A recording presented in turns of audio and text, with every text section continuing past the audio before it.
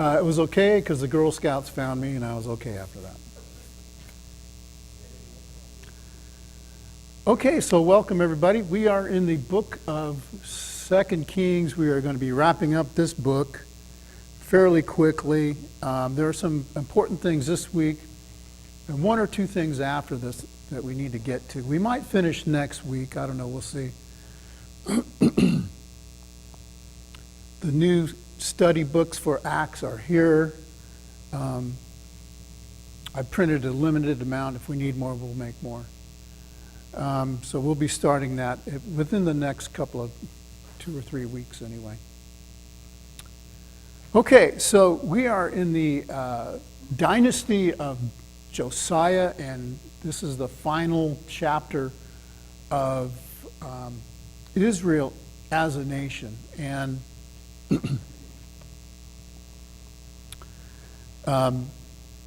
it goes pretty quickly from here, and after Josiah dies, which we're going to talk about today, the kings, it's really apparent how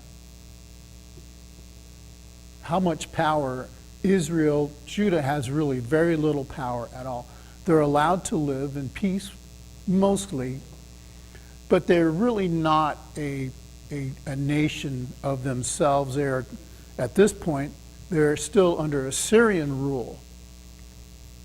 Although, we did talk about Josiah showing all the stuff in the temple and showing his riches to the Babylonians. So we see this sort of alliance with Babylon. And so there's going to be some issues with that today. We'll look at that. This green part of this map shows Assyria's influence in the region during that time. Eventually, the part where you see down here in Gaza, and it passed all that, where Egypt is, Egypt starts to revolt against them, and we'll get into that just a little bit. That's this right here. And so I think I sent a link to Scott's historical rendering of all of this stuff. And he's really good about, he's so meticulous. And there's so many things I left out of this. And I kind of joined, because he doesn't like to use the BC or AD years. He doesn't like to do that. He starts at the creation, like the Jewish calendar. It starts at creation and says, here's how long it's been since creation.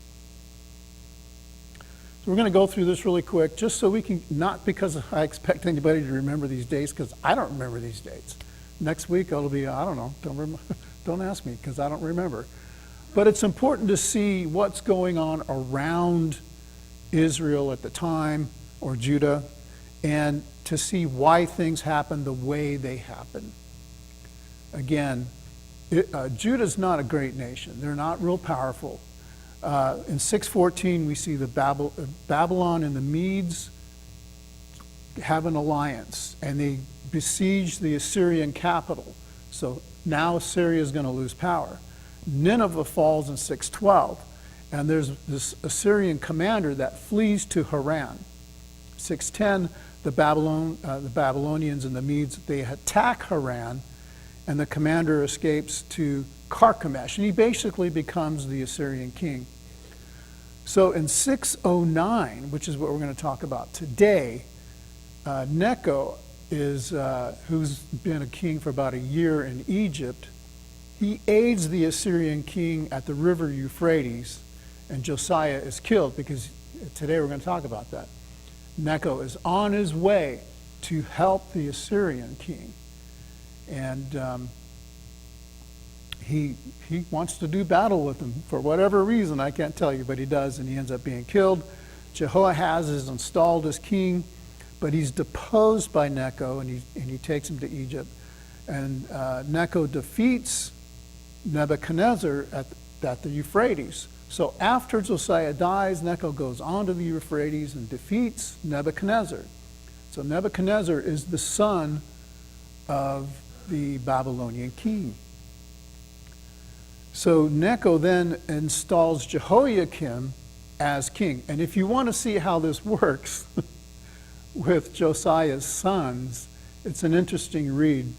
It's so mixed up.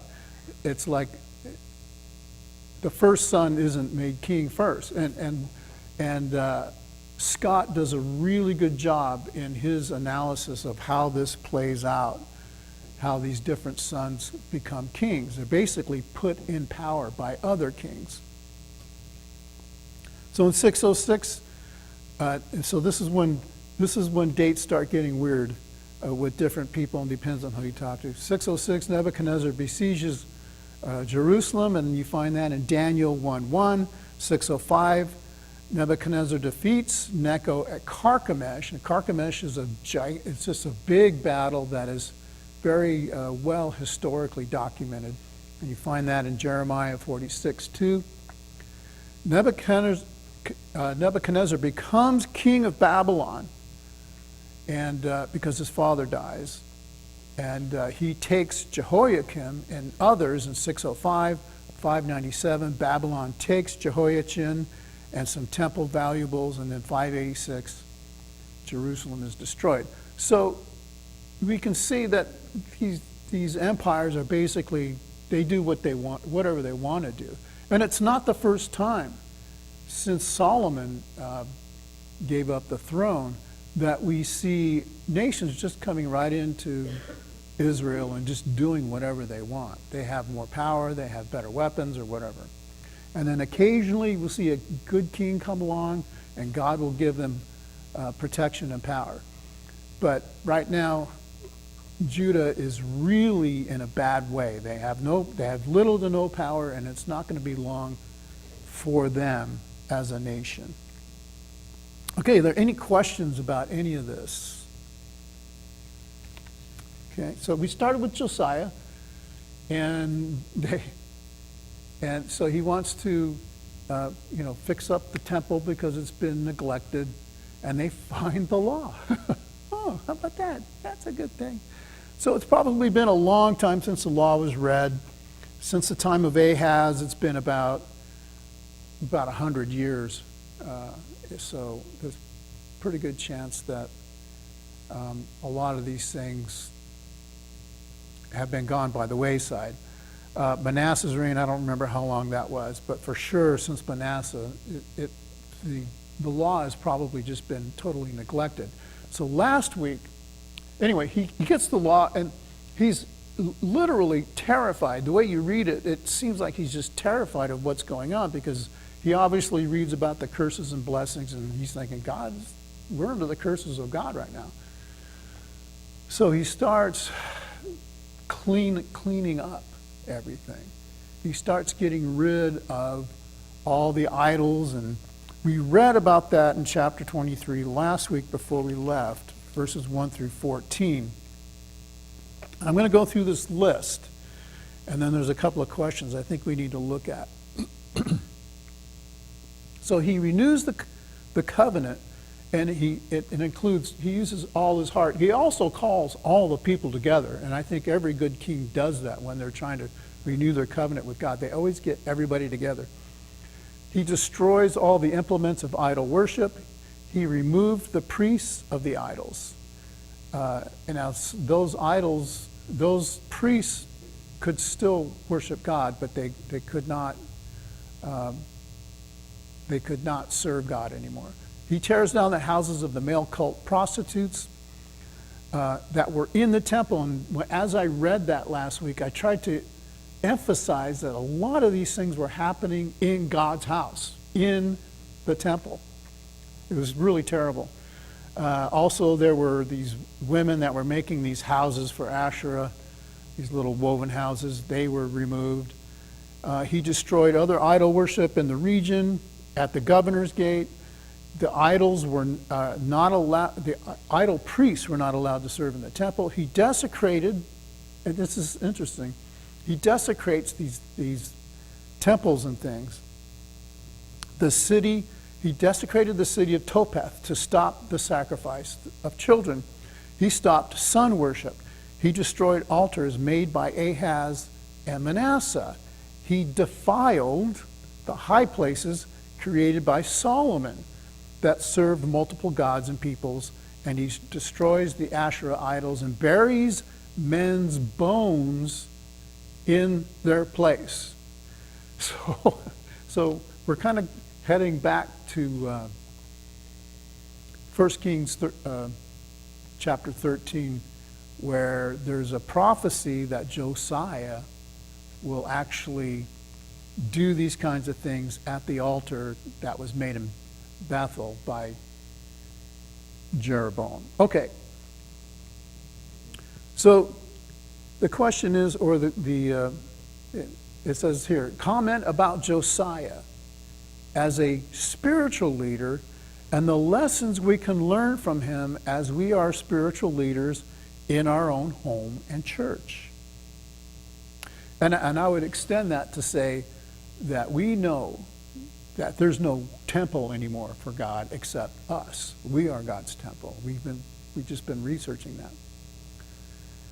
So what would we say about this man, this young man, I think he was 15 when he started a lot of this, who finds the law and is so utterly terrified of what he reads, and he becomes very zealous for God and starts doing all these things.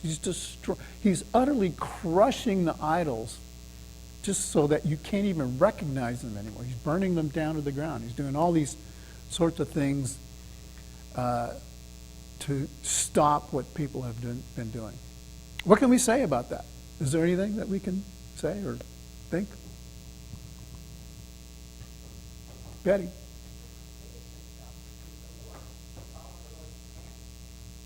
Okay.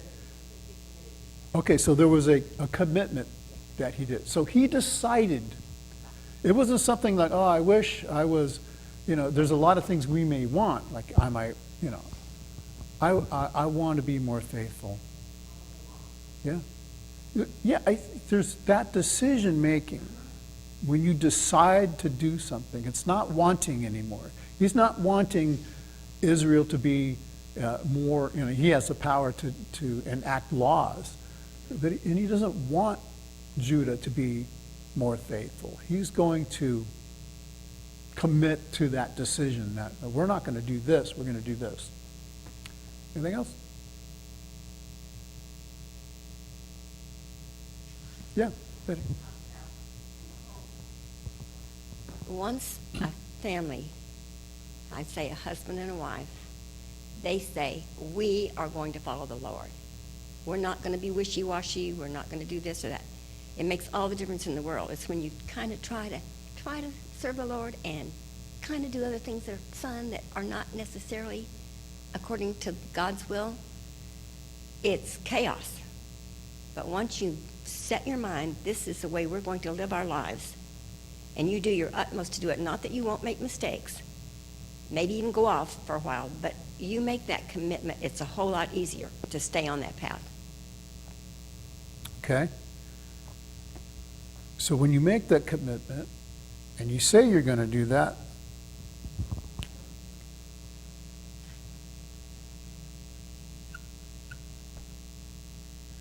so how do you know if you're getting it? If you're doing it? If you're a parent, if you're parents, and you say, this house is we're under the authority of God in this house. So how do you know that you're living your life as a person would under the authority of God? Read your Bible. Aaron?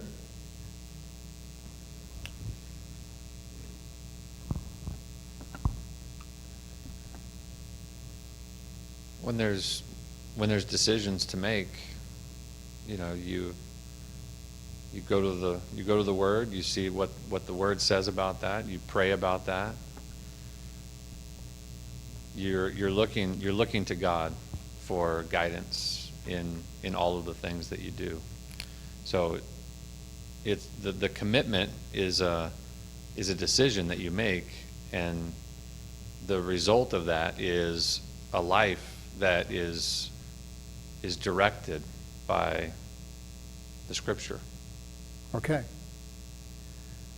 So it goes right back to what Kay said. And And it's a guide, right? So, you think about a ship looking at the stars to navigate. Like Betty said, it's not that you're going to get blown off course every once in a while, but you're looking up to see where you should be going, and you're course correcting, and you're living your life that way. I like that term. Okay, course correcting, constantly looking to course correct. And you're looking into the manual, right? That shows us how that goes. Dave, did you have something? Yeah. If you look in chapter 22 of 2 Kings, thanks, they found the book of law and they read it. And this is hundreds of years after it was produced. And Yep. interestingly enough, thankfully, something opened up in him when he read that. And it was read, I think Hilkiah, or what was his name? I can't get these names. Huldah, yeah, I can't- the prophetess, Yeah, it was a public reading done. or Hilkiah. And- Hilkiah. And so here's how I approach that, is we plug along in life thinking we know what we know, and we don't keep going back to it and remembering and reinforcing it. I'm just as my own 2 cents. No, I can't back it up or anything. It's just maybe he started thinking about what was read, and he could have done it again. We don't know. Might have changed his heart to do what he did, because what he did by bringing all the people out and the elders and everything, okay, we're going to clean house kind of thing. Something strong motivated him to do that. That wasn't just, I got up one morning, I feel like I'm going to do all this. That could not have been that way for me. It's something struck his heart and caused him to realize, hey, what am I doing here? Not to mention that there's a prophecy coming against him, so eventually. Yeah. But it's a good warning for us not to forget God's word. Keep going back and looking at reinforcing it in our lives so that we don't make dumb mistakes and do sinful things. Because he allowed some pretty wicked stuff, which I'd like to talk about later. But, Well, if he reads the law, he's going to read the part about the responsibilities of a king. But in my mind, it was the curses that had to just send him over the edge and go, wow, okay, but why are we doing all? Why is this happening in the temple? This isn't right. And God is not happy with us, and he talks about that. But so we have these ideas of, looking to God. This is really what they weren't doing, unfortunately. And then you have this idea of knowledge, and we can get knowledge. Robin and I were talking about that on the way in, that we think we know things. And it's good to know things, right? Knowledge is good. But what is Greg teaching about the knowledge he's been doing Sunday mornings with the Corinthians? Is there a problem with knowledge?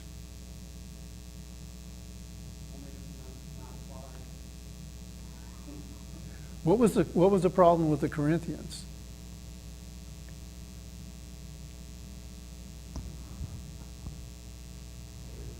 Gary? They were giving credit to people instead of the actual source, which was Okay. God. So the Corinthians thought they had specific knowledge, right? And they were saying, I'm of this guy or I'm of that guy. So with that, what did that knowledge do for them? It just made them arrogant. So there was this arrogance issue. And that's throughout the entire 1 Corinthians that Paul's trying to address this. So when we look at Israel, right, they're just worshiping all these different gods. And Scott Scott and I were talking about this last week. They probably thought they were okay because somewhere in there is Jehovah God, somehow some diminished capacity. When you look at what Josiah had to do, I don't know where Jehovah God would fit in there, but Israel had some knowledge, and they thought they were okay too. But they were, if this is where God is, they were not even close. There's this complete misunderstanding of who God is and what the requirements of living for Him and with Him is. And this is true for all knowledge. There's a thing that we come to know, and we need to always look to try and deepen our knowledge about God. It's really simple to come to God when we understand how terrified we can become of going to the bad place. And this is what Jesus reveals, that there's a lot more to that knowledge, that rote knowledge of, oh no, if I'm not doing good things, I'm going to go to the bad place. Jesus reveals a whole lot more knowledge that, no, wait a minute, God is a God who loves you. Maybe you should think about that. And fulfills that promise that God would be instilled into people's hearts. And now the temple is in our hearts. And this is the issue that all of these people keep having over and over again. They think they have knowledge. And they might know something, but sometimes it's not even true. Okay. Anything else about this being a spiritual leader and Josiah's? I think the fervor is probably what Barry is looking for here. He is on fire for God. I don't know how else to put it. And when we talk about, my question was, why is he moving bones around? Why would he do that? If you're Josiah and you realize, wow, these last 58 years or whatever it is, since Manasseh came up, we've just declined into terribleness, and so I'm going to move these bones over here, these priests' bones. Why would he do that?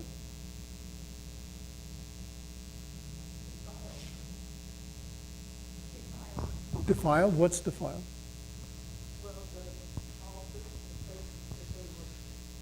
Worshipping were defiled.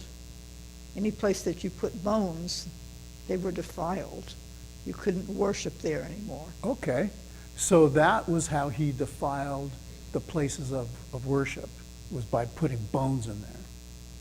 So basically making it unusable for that purpose anymore. Okay? Dave, did you have something? Same thing. Okay. So the idea is to basically make it a place where you can't do that type of worship anymore. And I look at Josiah and I think he's so determined to cleanse this, to try and reverse these things that have been happening all these times, that even the bones of these priests and whoever else was doing this, he's removing them. He's getting them out. He's like just purging all the sin of all these years that have gone by. So how long has this been? One of the things we were to notice is how long these things have been around. How long have they been around? Anybody notice that? Since Solomon, right?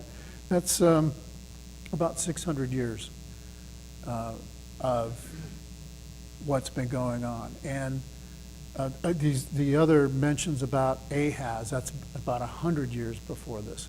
So hundreds and hundreds of years they've been doing this. And I think that is what Josiah saw. So when you read about Hezekiah, or when you read about Jehoshaphat, and these guys are doing really good, they're doing really, really well, there were a lot of things that they didn't. The things that Solomon implemented, some of those things were not removed. And we read it just recently, over and over and over again, that they didn't remove the high places. So there's a sense of complacency on some things, but Josiah is not like that. And he's just purging everything. He's not letting anything get past him, which I think is admirable. And I think that's the point behind the question. Don't let anything get by you.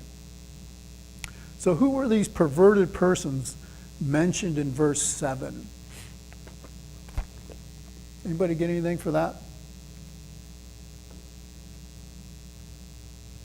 My version says something different. Mine says it's the male cult prostitutes, which were in the house of the Lord, and also where the women were weaving little houses for the Asherah. So, yeah, even in the temple, you have these, the Asherah worship included all kinds of sexual debauchery. And you just see the depth of where things are, and I think that's what terrified Josiah. Anybody have anything else? Sodomites, yeah, right. And there's a lot written about all of these different things. And a lot of people misuse these verses to justify their lifestyles, and that's really not the truth.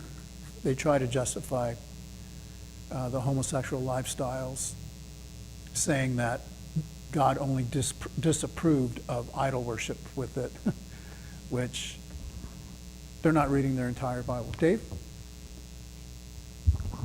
I would not exclude those idolatrous priests in that whole bucket, because they were, quote, the spiritual leaders Right. of false gods, and they condone that kind of activity. And Right. let's not forget them. That was a very powerful place to be in influencing people. So, just And we learn in the New Testament that God judges, if you're teaching or preaching, either up here or wherever you might be, your judgment is going to be a little more scrutinized than, like elders, anybody who's trying to proclaim God's word. That's why we need to be so careful. Okay. Just really quick, this pulpit commentary was listed in here, and this is a summary of it. The idea there's a sun god as a charioteer driving his horses across the sky was common among some of the nations. Egypt and the Semitic tribes did not practice these beliefs. This renders verse 11 unclear. It may be true, and I just said it may be true that this practice was not prolific, but the fact that the writer included it indicates the depths to which the idol perversions had infiltrated everyday life. So this was just, they may not have practiced it a lot, but it was there. You just don't see it in there as one of their main gods. There was just so much of that going on. So verse 10.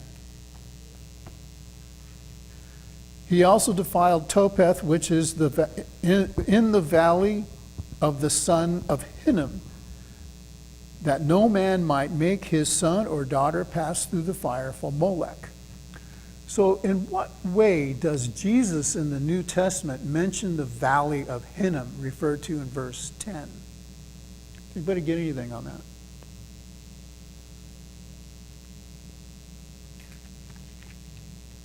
Valley of Hinnom.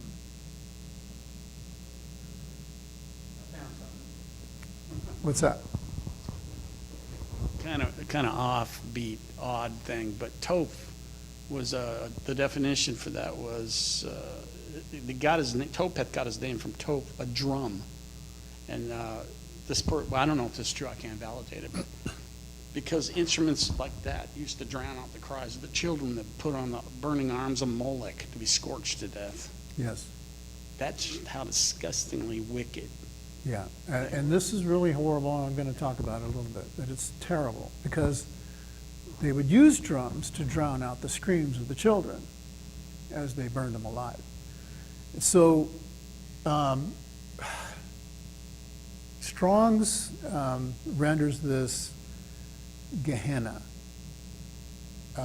And Gehenna is the word derived from this word Hinnom, which is used figuratively as hell, and this place of fire and burning.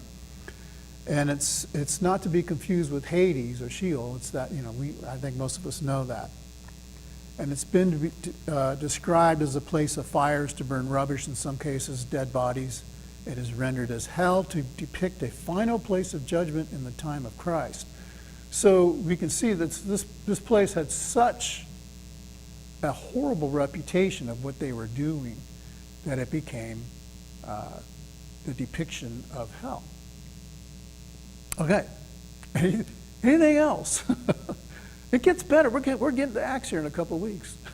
I promise. Yes, Betty. It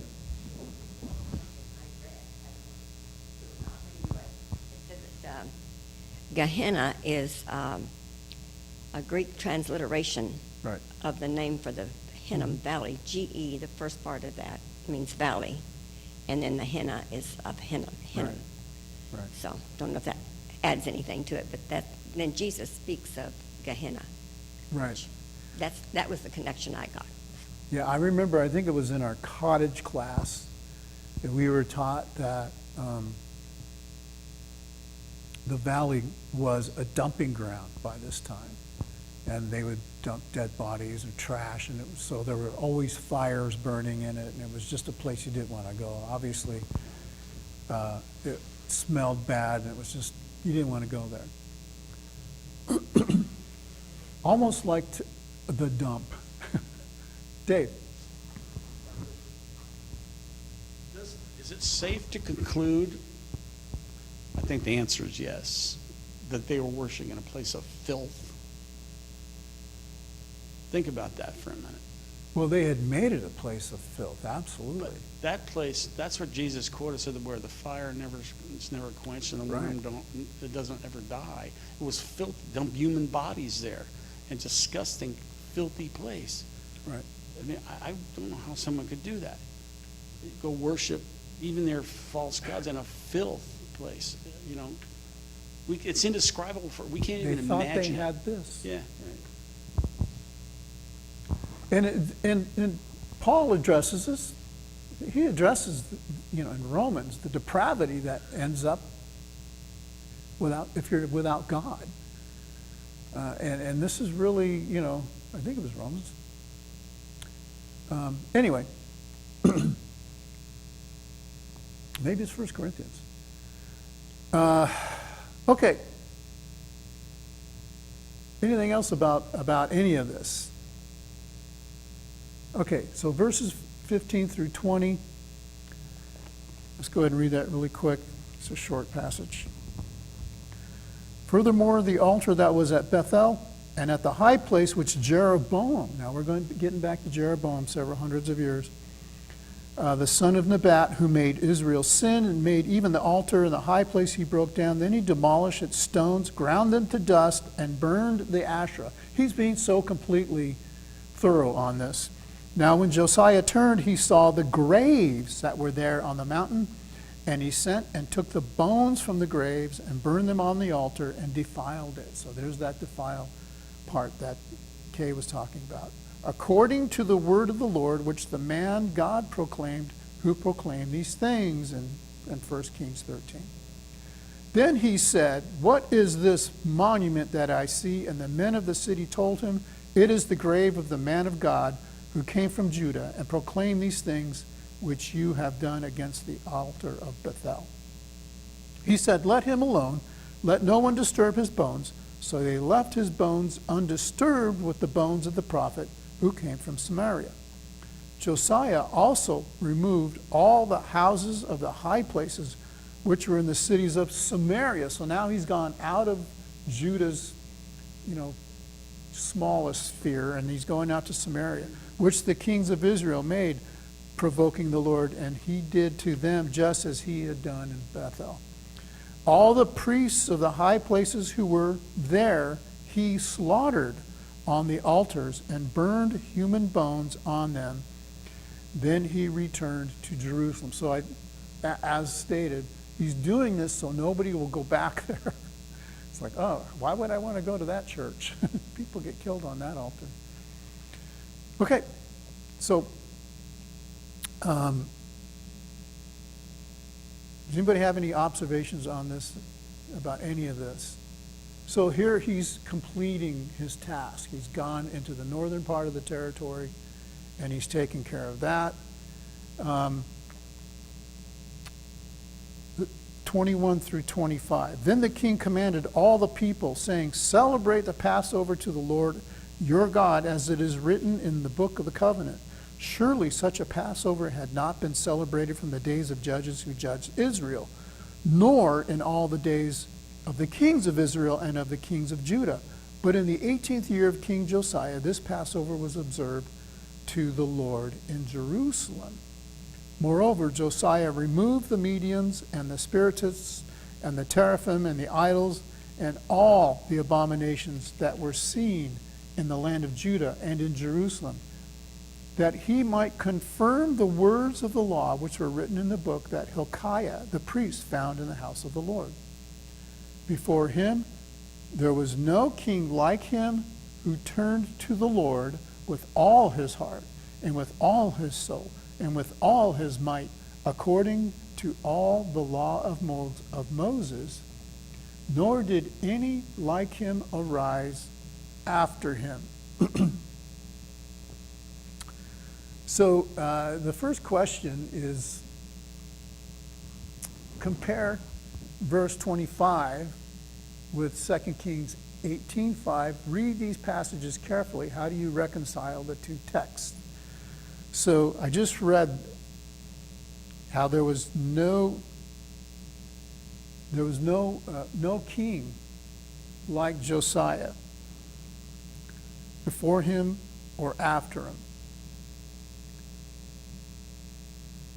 That's verse 25. And then in 18:5, speaking of Hezekiah, he trusted in the Lord, the God of Israel, so that after him there was none like him among all the kings of Judah, nor among those who were before him. So how do we reconcile that? How can we have two kings who were like, there were none before him like him, and there's none like him afterward? And yet here we have another king who is actually even doing more. Yeah, Aaron.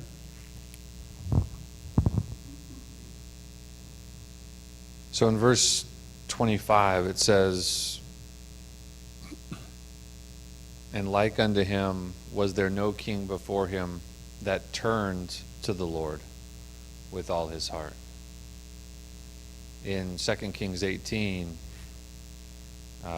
when we're talking about Hezekiah, it says he trusted in the Lord God of Israel. Hezekiah sounds like was more of a, from a very young age, was just raised and with a level of trust in the Lord. That's the way that he operated and lived, where the emphasis for Josiah is in the turning, it looks like. Okay. In that, when the law was read and the will of God was revealed to him, that he just turned so completely towards the Lord. It was more of a reversal in course and direction. It's kind of the way that I look at those two statements. Okay. Anybody else? I'm in agreement. I do agree with that, because it's absolutely true. Great, Gary. Well, I don't disagree with that at all, of course, but what it makes me think of myself is there was no one like Rich Martin or Dossie or Johnny Gathercole. That's what it makes me think of. Yep. that can be said. Yeah. Because there are certain strengths and things said and happenings and issues that makes me think of those guys, and so they were all different, and no one quite liked them. Yeah, you know, we look at Josiah and go, he's doing so much more than all the other kings. And that, I think that statement is speaking to the, as you guys are saying, I think, the uniqueness of each person and how God is looking at it. And I don't, this is not a contest. It's not a contest. We're not looking to, this comes up because people are looking for God, contradicting himself. And if you don't understand, I wouldn't say this is hyperbole, because we see these guys really outperforming all these other kings in the sense of looking to God, clinging to God, looking to see what his law says, inquiring of God. So I think they are both in that category, and that's what the statement means. These kings, there was no one like him before or after, and they're both very unique in that sense. And I think that's all that is. There's no issue there. Okay, so there's some additional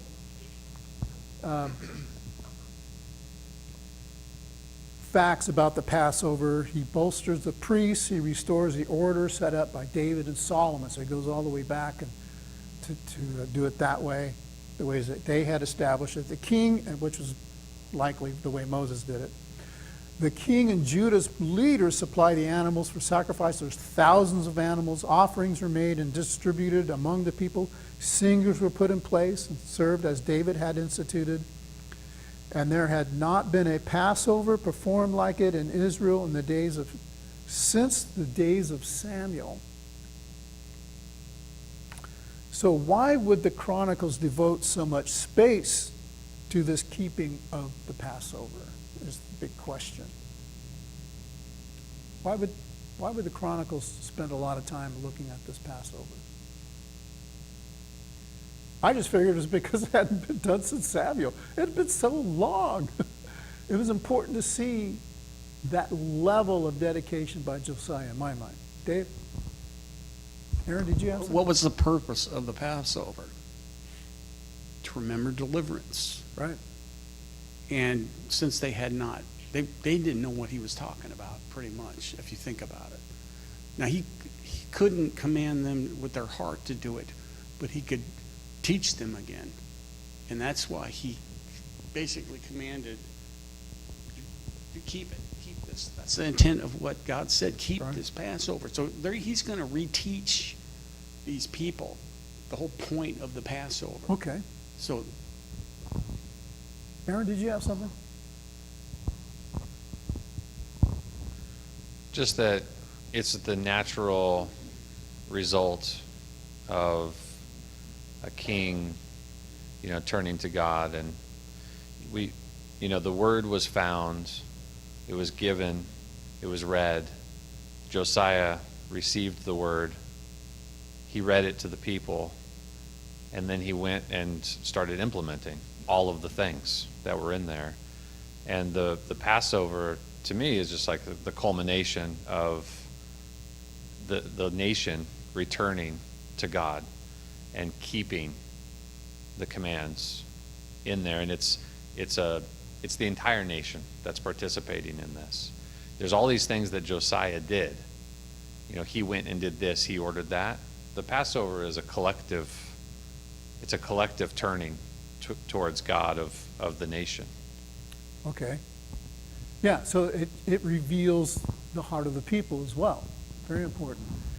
I think those are both right on. And I think it shows this complete turning to God, and it's really important to see this because of what happens later. But, and that is, I would say, in verses 26 and 27, we see that God has already passed judgment against Judah, and he will turn away from them. There's this insertion of this statement, it's like, you're doing really well, but there's going to come a time when God's going to turn away. So in verses 28 through 30, and in the remaining part of this, we see that Pharaoh Necho is going to war with, he's going to help Assyria. And Josiah decides he's going to stop him. We'll finish this part next week, and then we'll get into the rest of the book after that. But he dies. He's killed in battle. And it's kind of interesting because he's supposed to die in peace, and we're going to talk about why that can still be true. But we'll get into that next week, and we'll finish there. Thank you.